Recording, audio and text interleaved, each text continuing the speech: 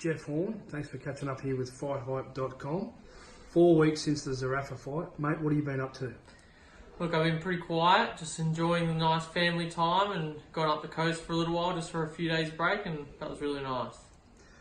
There's been a lot of talk after the fight around retirement and all this other stuff. How hard was it, sort of soul searching 2 weeks after that fight?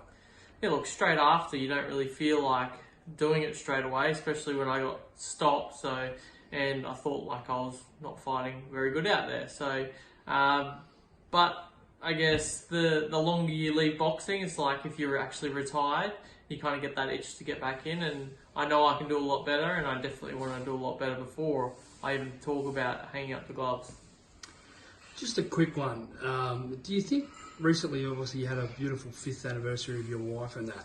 Does that really, after a tough loss, I know you went through Father's Day after the loss and then obviously your anniversary, does that sort of put everything in perspective as well? You know what I mean? Like, there is more to boxing.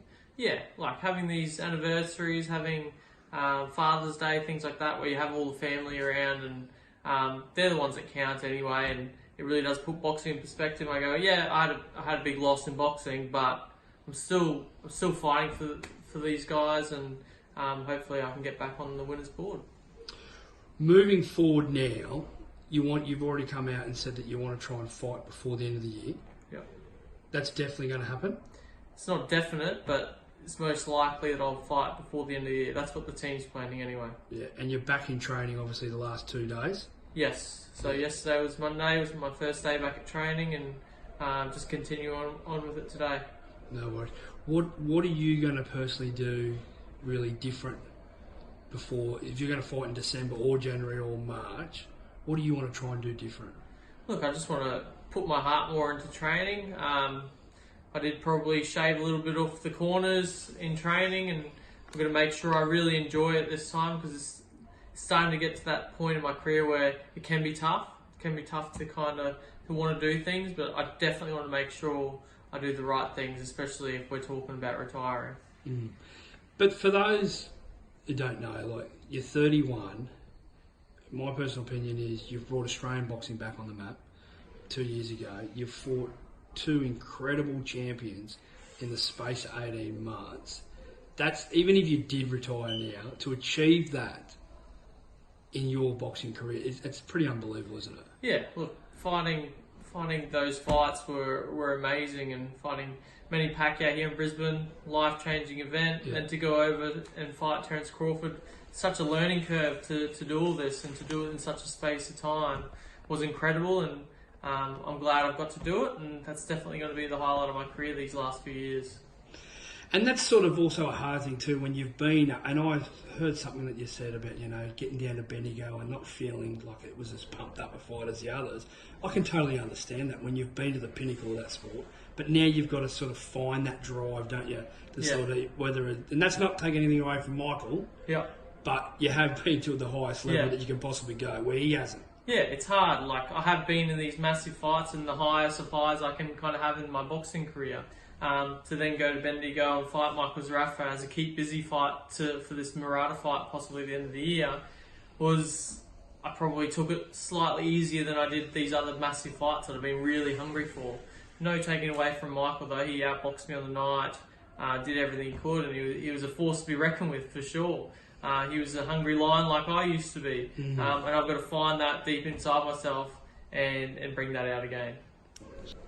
Jeff, moving forward now, after what we spoke about before, what are you now fighting for? Look, I'm fighting for my legacy in boxing, basically.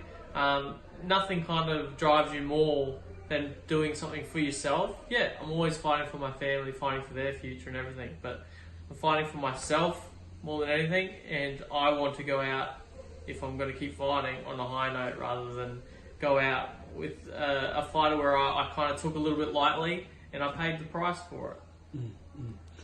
Does that sort of, looking at that with Michael Zerafa, would that be potentially trying to get that rematch with Zerafa to prove that you are a better fighter than him, or moving away and going at 154 and fighting different fighters?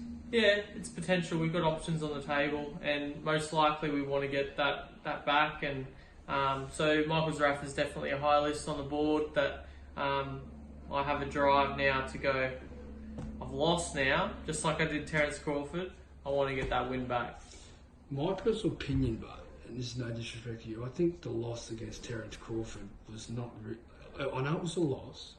People got to realise Terence Crawford, best pound for pound fighter probably since Floyd. Yeah. It wasn't really much of a loss. Like for you to... It wasn't like a bad stoppage like what happened. Yeah, with no, it's an incredible achievement for me to go over to Vegas, fighting there against a unified world champion. So it wasn't going to be an easy fight, and I knew that. And yeah, I went out, I guess, with my heart on my sleeve. He stopped me, and I guess the rest is history, and we look to the future now. Your trainer, Glenn Rushton, and it's funny, and I've known Glenn a while and yourself. What does he mean to you, Jeff?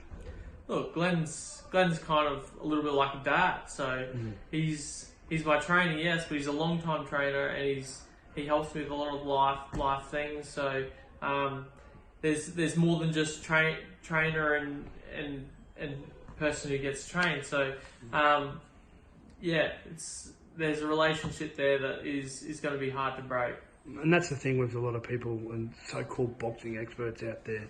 You know, I mean, there's more to just a trainer than being in a corner. It can be a lot of other stuff that happens throughout the camp, isn't it? Definitely, and there's a calmness that Glenn brings to me in the corner anyway that I don't think any other coach could probably do for me. So if I'm comfortable, I'm relaxed, and that's how I feel with Glenn in there with me, everything's going to be all right. Awesome. All right, mate. Thanks for your time.